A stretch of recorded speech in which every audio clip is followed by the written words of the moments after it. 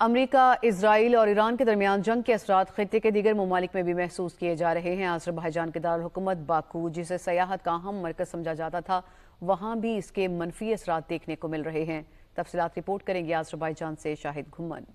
ایران اور اسرائیل کے درمیان کشیدگی اور جنگی صورتحال کے باعث نہ صرف فضائی سفر متاثر ہوا ہے بلکہ سیاحوں نے بھی اس خطے کا رخ کم کر دیا ہے، جس کے اثرات براہ راست کاروبار پر پڑ رہے ہیں۔ یہاں موجود ریسٹورنٹس، کیفے اور دکانیں جو سیاحوں پر انحصار کرتی تھیں، اب گاہکوں کی کمی کی وجہ سے مشکلات کا شکار ہیں۔ مقامی افراد کی آمد جاری ہے لیکن وہ اس خلا کو مکمل طور پر پر نہیں کر پا رہے۔ کاروباری افراد کا کہنا ہے کہ اصل انحصار بین الاقوامی سیاحوں پر ہوتا ہے، جن کی کمی سے معاشی سرگرمیاں متاثر ہو رہی ہیں۔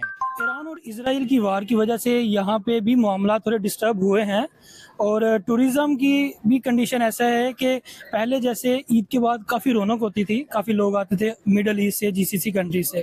اس ٹائم پہ کم لوگ آئے ہیں، لیکن باکو میں الحمدللہ سچویشن بہت زبردست ہے، بہت پیس ہے۔ یہاں پہ وار کا کوئی ایسا سچویشن نہیں ہے کہ یہاں پہ کوئی افراتفری ہوئی ہو۔ کام کی سچویشن کم ہوئی ہے لیکن الحمدللہ پیس اسی طرح سے برقرار ہے۔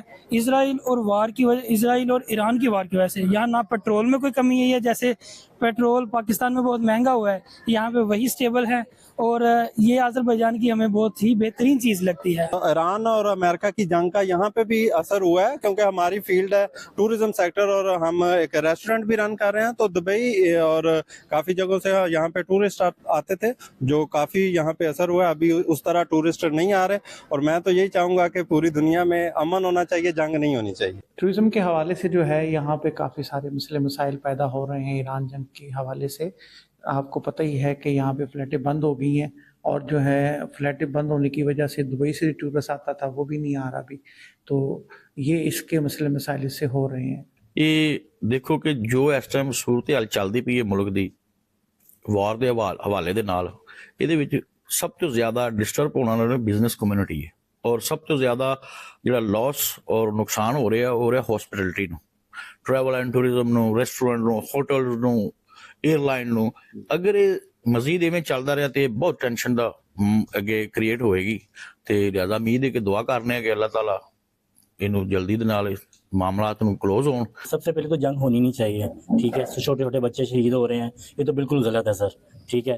اس کے بعد میرے خیال سے بیٹھ کے میٹنگ کرنی چاہیے۔ یہاں پہ پوری ورلڈ میں ہی سب خراب ہوا ہے، صرف باکو میں نہیں ہوا، ٹھیک ہے۔ باکو میں پہلے سے جو کام تھا ویسا نہیں ہے، بہت ہی نارمل جا رہا ہے کام، نہ ہونے کے مطابق ہے۔ ہر بندہ پریشان ہے، چاہے ٹوریزم ہے، چاہے ریسٹورنٹ ہے، چاہے آذربائیجان کے لوگ ہیں، لوکل پیپل ہیں، سارے کے سارے ڈسٹرب ہیں۔ میں چاہتا ہوں اس کو جتنی جلدی ہو سکے بند کیا جائے، اور اچھا لگے گا، ہم سارے مل کے ریلیکس ہو کے سارا اچھی طرح بزنس کریں، سارا کچھ اچھی طرح زندگی گزاریں۔